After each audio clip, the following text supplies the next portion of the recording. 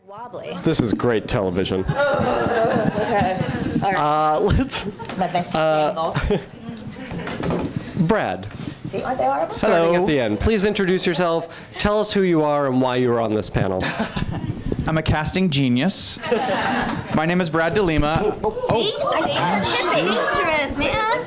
Oh, yours was booby-trapped. His was booby-trapped. Are you okay? All right. Brad DeLima. I'm Vice President of Casting for NBC Universal Cable Entertainment. So I work on all the scripted shows within Universal's cable portfolio. That's USA Network, Sci-Fi Network, Bravo, and E! Welcome. Yeah, you can clap for him.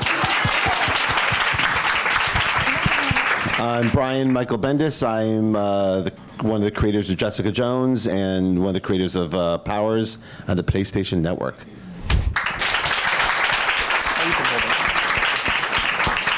I'm Jen Euston, and I'm here, I think, because I cast Orange is the New Black.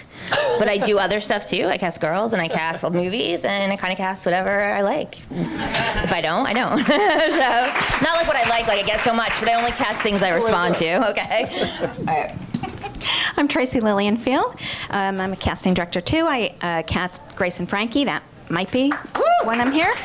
And upcoming CBS half hour with Joel McHale called The Great Indoors, which has a lot, we have a lot of diverse actors in it, really on purpose. So that's a place we can discuss. Cool. Great.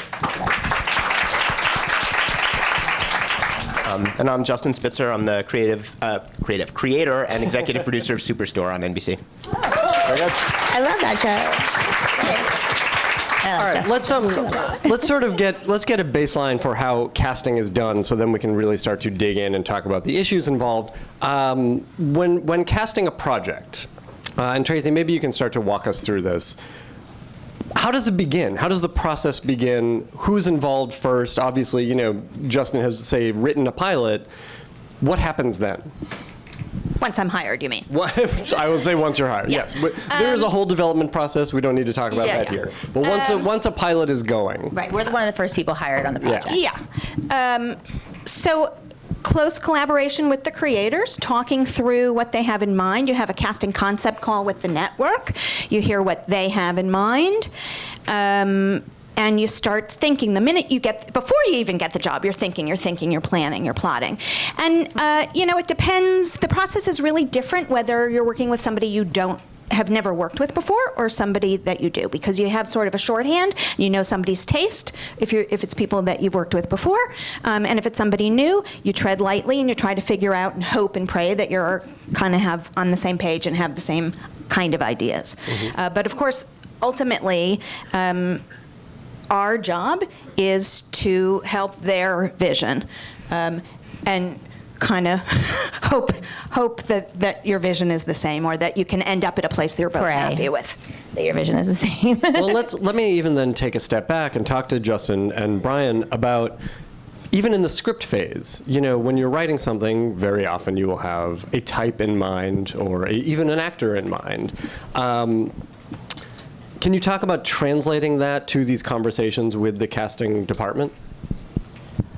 Trying to think. You start, I think every writer probably does it a little differently. I will often, at the very start of the process when I pitch it, have just an actor in mind, sometimes even a picture of that actor to pitch to the network. So it's like the kind of person I'm thinking of, or the kind of, you've seen this person in that role, so you can kind of think of that as a starting point. But then over the course of writing it, that character inevitably changes, usually so much so that that prototype you had in mind at the beginning is no longer relevant at all. And then you just kind of go into it with as open a mind as possible, I think, recognizing that whoever you cast is going to bring their own energy to it. You probably will do some rewriting of the pilot before you shoot it, just because you want to fit whoever you cast the best. And then inevitably in series, that character is going to change even more as the actor makes it their own, and you start writing to the strengths of that actor. Mm-hmm. That makes sense. And Brian, I wanted to ask specifically on Powers, which has this source material where you kind of know what the characters look like. It's a unique thing and I think it's something that's probably popping up in your lives more and more, is that with a comic book source material, not only is there source material, there's very strong visual source material. Fans. And fans of that character. And, you know, we have, and even though Powers is an indie book, it was a successful indie book with a following, and Dina Pilgrim won like an award for best character, you know? So there are fans of the character, and then, so you're thinking in your head, well, we're going to find someone who looks exactly like this. And then a good friend of mine just said, oh, by the way, if you find someone like that, great, but don't let that define you. Go for energy, go for spirit. You'll see what I mean. You know, and lo and behold, in our situation, like I'm just going to use Susan Hayward as an example. The character in the comic is a short, blonde-haired, short, white woman wearing. Yeah, well, no, she's short. We got. Susan's short. You got. Susan's short. And But, also, That's the key to her character. Susan is African American from Georgia, but she came in. And she should literally teach a class on auditioning. It was one of the best auditions anyone in the room had ever seen. What made it great? She just came in all attitude. First of all, I don't know if you found this, but you know, and I'm newer to this than all of you, so I apologize for not knowing as much. But I'm always baffled by there's a Game of Thrones style of acting where there's a lot of whisper acting, but you can't hear them over the air conditioning in the casting office. And I'm sitting with headphones going, well, you know, it looks like they're really into it, so I want to listen, but I can't hear you. And then in comes people like Susan, who just comes in, and she knew she had like the best arms probably in the business, and she wore the tank top, and she was like boom, and she just looked like a cop, and she looked like you're like, oh my God, I would totally watch this woman all day long. And I'm the father of a multiracial household, so there's a lot of things that happen in the world that just looking at white boy you think I might not know about, but I do. And having just this week as I'm tucking my 8-year-old African-American daughter to bed, and she literally asked me, if Donald Trump becomes president, will they take me out of this family? That yes. So I know that we're living in a world where there's a lot of weird energy. So I'm going to tell you this story, and kind of because it makes people feel better. But when Susan auditioned, and we were in the room with the network and the studio, and all the presidents, and the final decisions were being made, and she won the role against women who looked exactly like the comic book character, who did a lovely job, but she just had that extra thing. Nobody brought up her skin color or race. No one even goes, and we're okay with, like, no one even asked the question. They go, best actor got the part, and I'm like, oh, the world's okay. Okay. No, well, Just for today. it's about the essence. It's about the essence of the character. And like, I don't know if you guys, I mean, I'm New York based, obviously. I've seen Hamilton multiple times. And you're sitting there, and even my first time when I went to go see it, you're watching it, and it's just so amazing. You don't even realize until you leave the theater, like, oh shit, Jefferson was black? What? Like, you're like, what? Because he's so good. Or Washington is a black guy. It doesn't even cross your mind, because they're so talented, because the material is so strong. And that happens. It's just, I mean, if we're doing blind casting, you know, the definition of blind casting, I think, could be many things. I was blinded when I watched that. Are there, you know, this is getting to the heady stuff a little sooner than I'd anticipated. But Sorry. Thanks for that Donald Trump story. No, So we're like crying, like, oh my God. I'd rather talk about this. Are we there in TV yet? No. And that's what I was going to say. Theater has a long history of colorblind casting, much, much different than television. So how do we get there? You have great, creators like you that are accepting. Because Susan could have walked in the room, and they could have all said, wait, she's black, and crossed her off the list. Right. So you need the openness of the creators and the producers and the networks to be open enough to say yes. That's what has to happen, really, truly, at the end of the day. That's what has to happen. And you had a great, who was your casting director? I'm blanking. I'm sorry. Well, whoever he or she was. Yeah. No, did you such? I know. But Here's how mental I am. If she was one of the X-Men, I would remember her name. I do this with family members. But the thing is, so props to that casting director who was like, you know what? Yes. Bonnie. Her name is Bonnie. Bonnie, was it New York? Finnegan? Oh, my Bonnie Finnegan, who's been doing this for 30 years and is a genius in television and film. But Bonnie is like, you know what? I'm going to bring in a black girl for this. Why not? Right. That's what you need. Somebody to say, why not? Yeah, and truthfully, it was the moment that was pure for me was when in the room full of a bunch of white guys, and no one brought it up, Yeah. and nobody cared, and legitimately nobody cared. And I was like, That's a little as bit I'm of progress. raising daughters, I'm That's like, unusual, oh, though, just okay, so good, everybody knows. that's- It's very unusual. I know. It's but- usually but- 100 conversations. Yes. Well, and this is the thing I kind of was wondering about, and Brad, I think you can speak to this a little bit. You know, what is the role? What is your role in casting, and what are these conversations that go on? Because you hear about casting things that, you know, have to go through different levels, and it's conversations among creators and studio and network and casting agents and all of these people. What's happening in those conversations? Well, hopefully you're getting to, like what Jen said, the essence of the characters is what you really want to find. So talking a little more about process. So, you know, a writer makes a deal with us, then we develop that script along with them. We narrow it down to, say, maybe 3 or so pilots that we're going to then actually make. And then that's when you bring on a casting director. Maybe it's someone they've worked with, a producer's worked with before, or if it's not, then it's an opportunity for us to hopefully make a marriage happen that's going to be a productive marriage. And because they are really the person in the trenches with that producer, hopefully finding those essences. And it's taking the script and those things that the writers use to describe the characters, she's short or whatever, she's this, she's that, and finding what they're trying to say about the essence of that character, but then kind of, no offense, ignoring the specifics about those characteristics, the physicality of those characteristics, because it can be anything, is what we like to think. We had this show called Graceland, where it was about surfing detectives. And it's USA, what are you gonna do? What?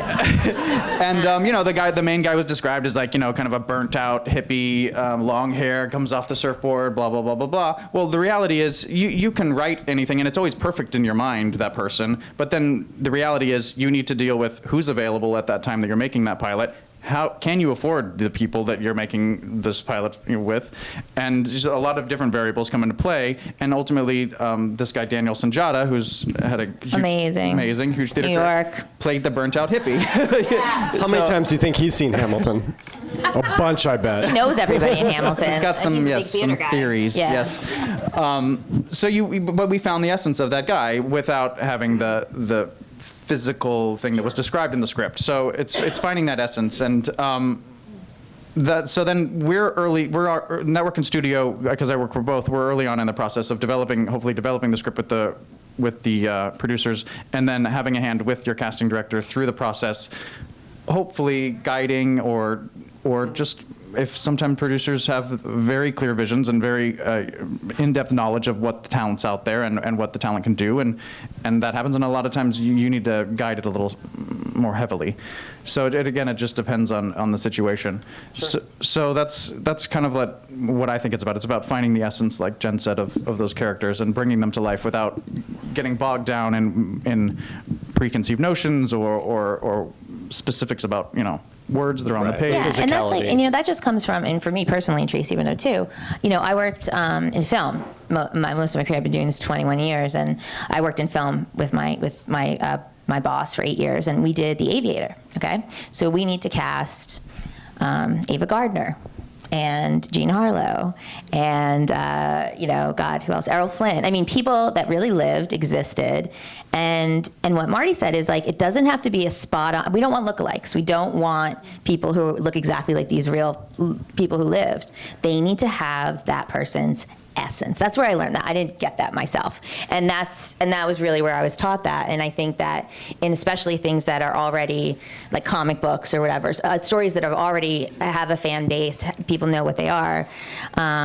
It's hard because the fan, I mean, like, I'm sure when you were doing it, I know, like, you know, I cast Scott Pilgrim, and like, and I'm not dropping names either, but Scott Pilgrim was a comic book thing. And when we were casting it, people were on, like, Twitter wasn't that big yet, but it was like Facebook, and they were emailing or doing whatever to Edgar Wright saying, you have to cast this person. How could you cast this person as, you know, as any of the characters, Ramona or whoever it was, you know? So there's pressure from that too, that you don't want to listen to, but it's still important. So It's interesting because it's called fan casting, Yes. and almost everything that comes out the next day, it's already been fan cast Yes. by very creative and energetic people, and Well, and it's out of passion. and It I know it's absolutely is. complete, beautiful fan, Yeah. pure love, Yes. right? Yeah, and then it it's turns totally- dark because you They haven't yell at listened you. to They them. call No, you because a lot of the casting it involves if like time and space and mortality didn't matter. Yes. Like you should get Edward G. Robinson Yeah, to be. I'm like, exactly. I would, but he has passed. or they'd be like, And- Brad Pitt, and you're like, he doesn't do television. And then the other side is when some actors get so attached through fan casting that when the miracle of it actually happens, and they're like, you're not.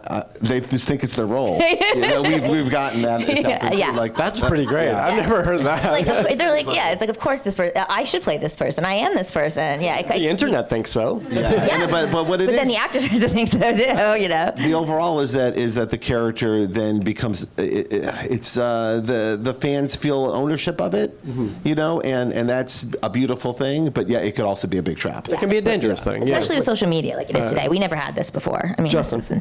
Well, just what I think is interesting, and there's no solution about this, and I don't know if this will change over time, but that you can have in Hamilton, you can have a black person play Thomas Jefferson, but in Aviator, you might not have cast an Ava Gardner lookalike, but it would have been an interesting conversation to cast someone black as Ava Gardner. Yeah, So and that's we do also, have this and that's thought that, 13 years race- ago. So Yes. it's also a whole different world when I was casting that film. And we did want, I mean, it's a historical film. Of course we want to cast But it. even today, I mean, I too, think we you have know. that. It's like there's the thing of in TV or film, maybe the look doesn't matter, but you feel like the race, gender, age should, and maybe that's appropriate. Maybe because there's a higher expectation that you'll be closer to reality. But it's just interesting that the race should be the same, but the look can be different. Well, and I on think that you Orange see that. too. You know, I'm constantly casting flashbacks, so you know, I have no wiggle room there. It's if it's like, you know, if it's supposed to be, you know, whoever Tasty's father, or Tasty, you know, if we have an African American character, and I have to cast their, you know, their parents, or Laurie Tanchin who plays Chang. It's like I have to cast Asians. Like I can't do blind casting in that. I have to portray a family appropriately. That's you what know? I was going to say. Yeah. Oftentimes, it's the big difference between casting a family and casting a workplace. Right. A workplace where you can Where have, we have a much range- easier. you can have random anybody, bunch. yeah. On Grace and Frankie, we have 8 series regulars that are all in the family, same family. Nobody married anybody, and then they have the adopted son, really quite purposefully, so that we didn't have 8 Caucasian series regulars. That is the funny thing about family shows, how many of them have an adopted child. Yes. Because you A don't want the second all-white marriage. cast, or a second, yeah. I appreciate the principle of it, though, that we're trying to make efforts the way we can. I haven't worked on things like Aviator or anything like that. We're making fictitious television. We like to say we're not making documentaries, so it doesn't always have to adhere to the lines that you need it to. You can be a little more free with the casting of it, because we're not making documentaries, we're making entertainment television. So a lot of times over in the shows that we make, it is a little all over the place with our casting. It might pose a question, especially on sci-fi. Anything is possible. It's going to make the audience ask questions, but how is he related to so-and-so? But it's never addressed, because why does it need to be? Sure. And that's the greatest thing about fantasy and sci-fi. Yeah, it's is that, freeing. you have so much, you just have so much, what's the word I'm looking for? Freedom? Freedom. Yeah. Yeah. Oh, isn't that a nice thing? Are there, have any of you ever had to fight for diversity casting? Yes? Can you talk about that? No? Can you talk about it elliptically? Because I love the people I work for, and I don't want to incriminate anybody. I mean, it's always a struggle. I mean, and it's not even just for diversity casting. It's for the right actor. I don't even, Yeah. I mean, if we're going to talk about blind casting, it's for the right actor. And I have had, I've had struggles trying to get the right white actor cast, as many as I've had to get somebody who maybe wasn't written as African American to get cast as well, you know? I mean, and unfortunately, and obviously no offense to networks, because NBC, the cable one, is much cooler than like the regular ABC, NBC, Fox, and they know it. I tell it to their faces, and I pass on everything because they don't have that sort of, they won't give you that leeway or let you really kind of experiment. I mean, hopefully you've had a better experience, but in casting, I mean, at our level, and it's also, they talk to creators differently than they talk to casting, by the way. So they want to look all politically correct to you, and then to us, they're like, you have to cast this white, you know, and it's just... we need a star. No, Yeah. I find That was the something I wanted to ask mandates about. these days are not you have to cast it white. The mandates Yeah. are you have to get diverse actors Right. in there. And that has its own complications too, because then again, are you casting the right actor, the perfect person, or are you sacrificing that so that ABC or whoever, not ABC necessarily, but like CBS can say we have such a diverse network, you know? But you have to wonder, and this is something I thought about a lot before we came here today, and Justin and I talked about it briefly. Is that just the stage we're in before we get to the stage where it isn't a mandate and it isn't a thing and a conversation and a compromise or a wonder? And so is it a good thing, or are we stuck in this kind of bad thing where I honestly know for a fact on a pilot I cast recently that we cast the wrong actress because we wanted a diverse choice? I mean, as much of a fact as it can be. Fact. I had it on a pilot a couple years ago too for NBC, not your NBC, another one. And the right actress was white, but they made me see hundreds and hundreds, like it was the only time I ever read, like, you know, people are like, they've read 1,500 people for this part. That's suspect. But I agree, we counted. I read 300 girls for this part of all colors. And the girl that was the strongest was white. And they made me hire a Latino actress. But I hope and hope and hope that this is just growing pains, and that's where we are in Well, hopes I wonder if we're facing a similar thing that we're facing in the writing side of it, which is that, you know, there haven't been opportunities for women and people of color for so long that we're not getting the upper level women and people of color to run shows, right? They have to go through this crash course really fast. Are we facing that with actors as well, where, you know, a network wants a star?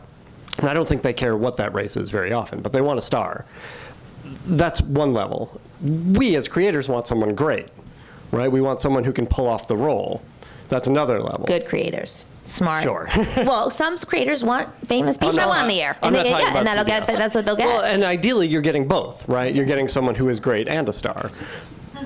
Do we just not have the raw material to work with because people of color have not had the opportunities in 40 years of television? Yeah. And I mean, I have to dig. I have to really look. There's a lot of, I mean, Tracy knows we have to pre-read hundreds of actors to find, you know, and again, like this is like any race, you know, I know this is what this topic is or whatever, but you know, you do this a long time and you know a lot of actors, but sometimes if there's something very specific, like, I mean, you know, like on Orange, I had to find like I had to find it was for Pusey's backstory, right? So she's in Germany. So poor Samira had to learn German to do this, okay? Because the whole thing is her father was on an army base out there. And the writer who I love, Stephen Falk, who does You're the Worst Now, but he said, I wrote him an email and I was like, you motherfucker. Now you're gonna make me find, not only like, I had to find like an 18-year-old who looked 16, Caucasian, fluently German-speaking girl. That's one thing. Then I had to find African-American actors who spoke German in New York to play these pivotal roles. Not saying that African Americans don't speak German, but like not many people in general speak German so fluently. And then that's in the population. Then narrowed down to actors. Okay, then narrowed down to good actors, and and who's around. So I mean, so basically they can throw at you, and I've been throwing everything. I mean, Jimmy and Jen could be like, okay, I need a two-headed little person who one head's Asian, but the other head you can go like a Caribbean, like East Indies, but that one has to speak Swedish, and you need to find this in 5 days. I'm curious to hear, and then we'll get some questions from you guys about specific casting challenges, and that's a great way in. It's not even a challenge anymore. I'm like, all right. It's part of the job at this point. But All little people of Justin, America. Let's I'll talk find it. about Superstore for a second. Were there specific casting challenges in that show? Well, it's funny. I've done 3 pilots now that I went through the casting process, including Superstore. The others, I had more challenges in terms of some of the diversity stuff. An early conversation you always have when you get something picked up is, where is the diversity going to be? And I've always done, I haven't done family shows, I've done like workplace or ensemble, so it's a little easier. But some of those, it was tricky, like you're down, you need to find like someone diverse for that role, and it became they were more difficult conversations. The thing about Superstore that's funny is we've gotten, I feel like, a lot of credit for casting this diverse cast, and it was the easiest thing in the world, I think, just because really good people who were diverse came in, and we just cast the best people for each role, literally every single role, and it doesn't usually happen like that, and it's so funny that so we can say, yes, we were race blind, but if the 7 best people that came in were all white, that would be a whole very different conversation. But for us, it was just very, very simple. Can I ask you a question, though? Great. Did Yeah. you, when you wrote the pilot, did you write each of those characters, the races that you ended up casting? No, I just wrote it without any race in mind, except for one character, Mateo, because again, you want to show a network like, oh, look, it's a diverse group. So that character was a tough Mexican immigrant from the streets. Right. And we ended up casting Mateo. Yes, Mateo. We ended up Just make casting sure the networks can see that. Yes, but we ended up casting an extremely gay Filipino. I know. I love the show. So we went a totally different way. Who's your casting director? Susie Ferris did the pilot. She's my first job, Susie Ferris. We were assistants together on Law & Order in 1997. Sorry, I'm not that old. I mean, I'm old. I'm 41, but like in 1997, Susie's one of my dearest friends, and she always, ever since we started, she would always bring in really interesting, totally against what was written ideas to try, and that's sort of like how we were trained, but sometimes hopefully you have open creators and open networks who let you do it. And a lot of times you don't. Again, no offense, but it's like. And I'll speak to one other challenge, or something that you think about is the only time I've been faced with, oh, should this person be diverse, is where we're casting someone that could be perceived as we're playing to a stereotype. So. And it looks token, and it looks so gratuitous. Yeah, well, there's tokenism, which is a whole other thing too, but also just like we have a pregnant teenager in the show. So I was like, I don't know if I want someone black or Latina playing that part, because I'm going to be accused of stereotyping that's the thing, and we ended up casting someone who is half Japanese. But I mean, like, you're just aware of that, and you don't want to think about that stuff, but you have to think, what is the perception going to be, which I think is. And again, I think it's with the introduction of social media and how so much now the fans talk back, talk about, accuse, bring things up that even in the executives, the creators, the casting directors would have never even thought of in the first place, So I think that changes the whole dynamic too. You have to anticipate, so if we do this, like what you had to do. So if we do this, if we cast like a Latino African American pregnant girl, is that saying something about what I think about other races? So it's really it's become so complicated.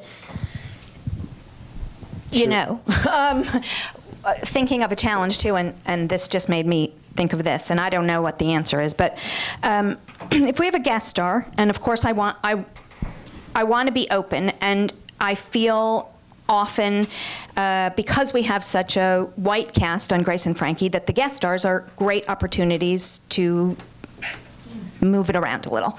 So, but I wonder often, when I have a casting session and I have a big variety, but all only diverse actors out there, because I want some diversity in this, waitress, what they feel like when they sit in the waiting room and there are 3 black ones, 3 Latino ones, and 3 Asian ones. And I think, I don't know. I'd like an answer from somebody. I don't know. Happy to be Some there. of you are. No. To me, it feels a little tokeny, weird, bad. Sure, and this may be, like you say, the phase. This may be the growing pains that everybody is going through in the industry. And in 5 years, it's a meritocracy. Something That's to the put hope. that in perspective for me is we shoot a lot of our shows around the world. I think we shoot 2 shows in Los Angeles, a few in New York. Other than that, we're South Africa, Australia. We did a show in Jerusalem. We're all over the place. A lot of Canada. And the issues there are much more deep-seated and less progressive a lot of times than we are here in America. So I appreciate that, especially places like South Africa where the idea to cast something not white, it doesn't even enter people's mind a lot of time, and how could that person be this? And so you're combating that. I don't feel that a lot of times here, which I appreciate, but it is definitely something. Yeah, the stakes are much higher then, and it's also like socioeconomic, cultural, Oh, the and class then system political completely, stuff yeah. that we can't even comprehend here, So That's, yeah. I was just going to mention something about tokenism, which is a little different subject, but it was interesting to me when I read reviews when my show came out that a lot of the reviews, some people were like, oh, great, it's a diverse cast. Again, we were not trying to like pat ourselves on the back for it. It was just a feature of the show. But a number of things, reviews or podcasts or whatever, accused us of tokenism because the roles didn't have to be diverse. And, I remember one reviewer was like, well, they had to have the black guy and the Asian and the 2 Latina, even though they were calling one of our Asian characters Latina. It was like the whole other thing. But then I looked. Maybe you don't have to listen to all of these No. You don't have to listen to all reviews. But I saw this trend a little bit, and then I read certain reviews about Blackish, telenovela, what are some of the other? What's that? Carmichael, yeah, Fresh Off the Boat shows, and they were generally lauded for being diverse shows, and it felt to me like the difference, and to a certain extent, I'm cherry picking things that support what I'm feeling, but it was that it's like when this diverse cast was part of that world. We're doing the world of, say, telenovelas, or we're doing a family show about Asian people or about black people, then that's something to be commended. But because there was no reason for us to have so much diversity, people thought the reason must be tokenism, that we're just trying to check all these boxes, which was just sort of interesting. Can I ask you something though? Because I'm wondering if you got any of this kind of response, because yours is set in a store, right? So it's like a Walmart or Target. Yep. And you have all the employees minorities. Now, is that saying something that only minorities can get jobs? Or they're the only people that work those jobs. They're not white people, they're minorities. Well, we have a few. I mean, we have 3 of our staff I know you are do, white. but I'm just saying, like, Token white people. Would that be? I love that. But that's what I was wondering. Like, did you get like kind of like backlash from that too? Because I can see that being a point that somebody would bring up, like, oh, we can only work at like McDonald's, or we can only work at Walmart or something. So nothing I ever read or heard, but good. Yeah. I'll be tweeting later about it. Well, that's you brought up something before. Let's talk about the real plus side of this for us writers is when now the actors are cast and they're bringing an energy that is different from your life view and your life experience and your perspective, and just becomes, ooh, and now we get to look like smart people because we're basically stealing their life force and putting it into our work. And on our show, we have Sharlto Copley is our lead, and he's from South Africa, and Susan is from Atlanta, and Alicia is from Russia. I mean, she's born in Russia. And so and Eddie Izzard is on our show, and it's just like, but you couldn't imagine just a more diverse group. And we were having a conversation about this up in Emerald City Con up there in Seattle, and Susan Hayward said something about everyone's so focused on diversity of skin color that really the focus should be diversity on perspective and diversity on experience. And that's what's missing from the writing across the board. And when she worded it so clearly, and it seems so obvious, but I've been fumfering for those words for about 6 years. So I go, may I please steal that and pretend because it is, when you see it come together, when you see people of different experience, when you see an Eddie Izzard and a Sharlto Copley where other than acting, you couldn't imagine a room where they would be in together, but they're crackling together. Just look how interesting this is, right? That's really where we get to have a lot of fun now. And then you feel like, oh no, it's not about diversity. Like, oh, look how everyone looks different. It's like, look at all these different life forces coming together to make something that feels more real, because that's what real life ends up being. And also, and I said this at the last panel last year, diversity doesn't just mean different races, diversity means more women, unattractive people, let's say Oh, I hope you're right. unconventionally pretty or It's like handsome. character actors. We used to call them character actors. Yeah, but and I still do. But on Orange, it's not just about different races. I have skinny girls, heavy girls, old ladies, young ladies, character actors, beauties. It's everything, and all of that has to be included in diversity, not just black or white. I mean, it's like all shapes and sizes.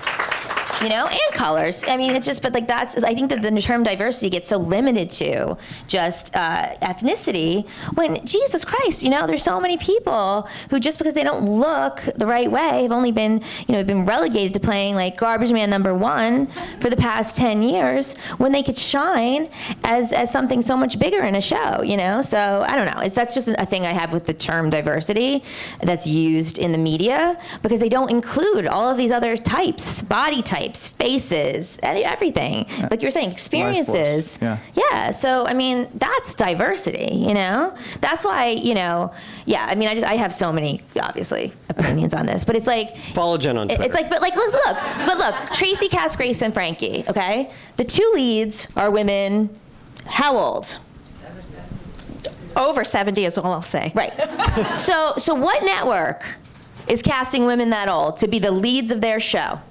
Tell me right now. Well, likewise, we can look at Orange is the New Black. Like who? Well, I don't want to look at Orange is the New Black. I want to look at other shows that, I look at Orange is the New Black all year, but I wish I could look at it all year. I'm just saying that, just as an example, yes, they're white, but they're older women who haven't had jobs in how many years? Older actresses. Not since the Golden Girls. Yeah, truly. What happened to that? We were good in the 80s, and then all of a sudden, everybody has to be 20 years old. Screw that, And that script went other places, and people said no way. Of course it did. Yes, and I know exactly who turned it down. So it's just, I mean, and it's not just networks. It's also, it can be cable stuff too. It's not just that. It could be your HBO's. Orange went everywhere. Netflix was the only one that took it. Yeah. All right, I want to make sure we get questions from you guys. I'm going to point at you and you're going to ask your question. Let me repeat it, please, for the recording, and then we'll get going. We're being recorded? I know, I was like, well, what? Shoot. So how do you feel about certain actors being cast, the phrase vaguely ethnic? I don't know if you've heard it.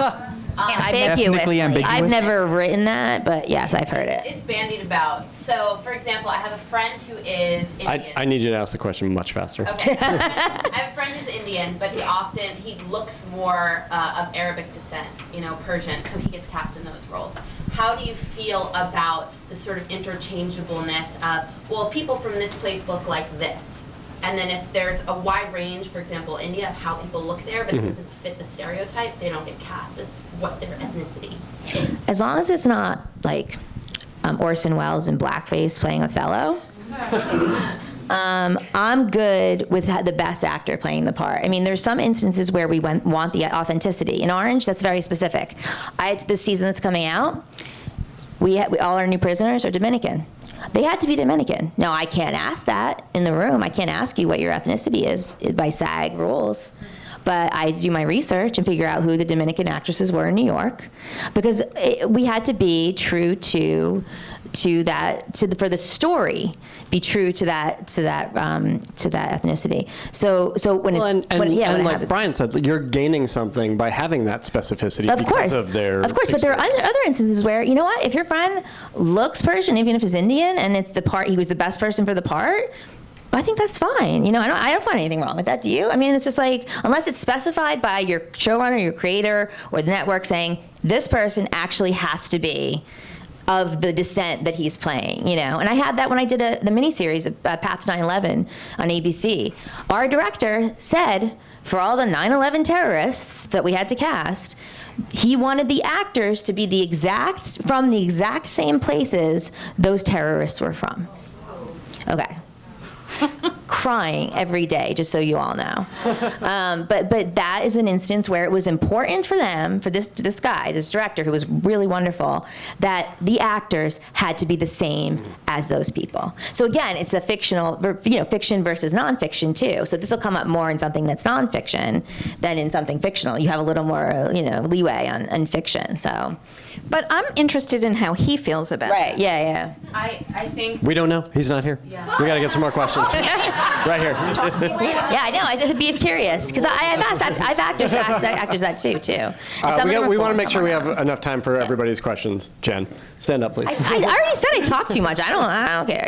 Brad started kind of talking about this, but now the international markets are more and more important to like the sale and success of a television show, and as you kind of talked about, sometimes diversity in other markets or regions is not as preferable or desirable. Do you guys find yourselves having to like compromise for that so that it's successful overseas?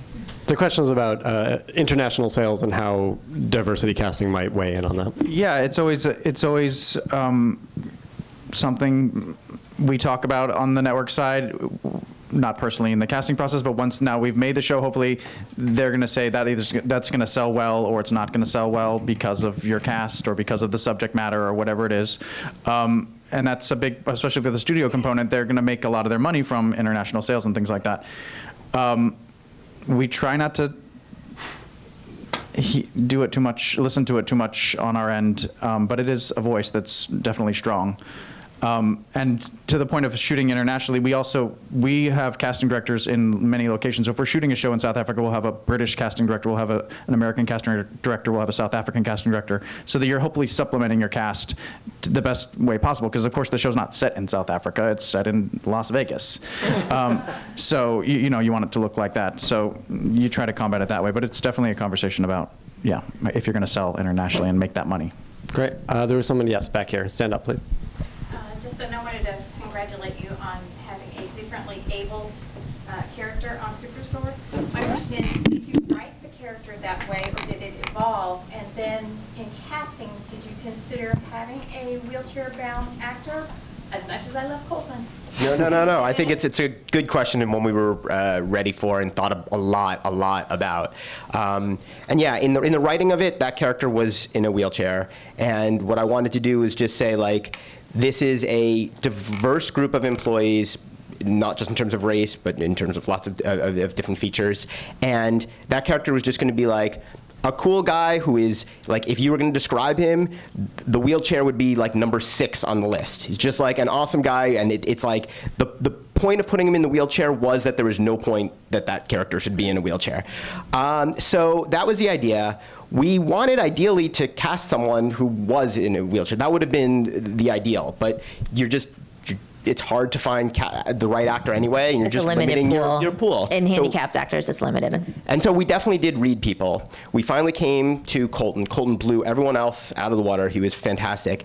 And then we had the conversation, and frankly, I was proposing, let's just take him out of the wheelchair. Like, let's not get the pushback and have people feel like we're discriminating and is that a bag of worms we want to open.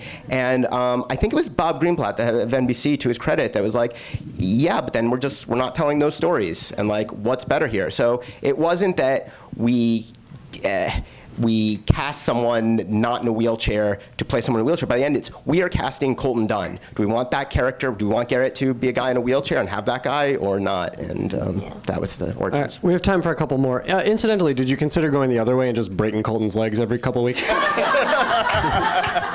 gonna cast you. Right here. I'm just curious about, it seems like there's a greater push for inclusivity and diversity in casting. I'm curious, generally, if there's more of a push to have more people of color as casting directors, or to have people at higher levels, because I feel like, as white people in the business, we can kind of talk about diversity and trying to find people of color and diverse people to bring into the shows, but then I feel like there's a level above that where these people need to be included in all levels. Good question. Is there a push for diversity behind the scenes, particularly in casting? Well, I'll say at Universal we have a casting apprenticeship, which is a diversity initiative to develop diverse casting directors, and they'll do a time with us in cable. They'll spend some time at NBC. They'll go to features, and it's about a year or two rotation. And we're now in the third round of that. So, and that specific reason is to develop diverse casting directors, because ultimately there aren't that many when it comes down to it. Okay. But I think that's pretty unique. It's very unique, and it didn't exist before. So it's a great opportunity because people really don't even know what casting is. So how are you going to get people to do it? Any people to do it, and then lay out over that like diverse people to do it. So it's an excellent thing. Okay, that is about all the time we have, but I want to ask you guys one question, starting here with Brad. What are you watching on television these days? What do you love? What are you talking about with your colleagues, your loved ones, etc.? Am I supposed to do propaganda right now? Nope. Mr. Robot. Everybody watch Mr. Robot.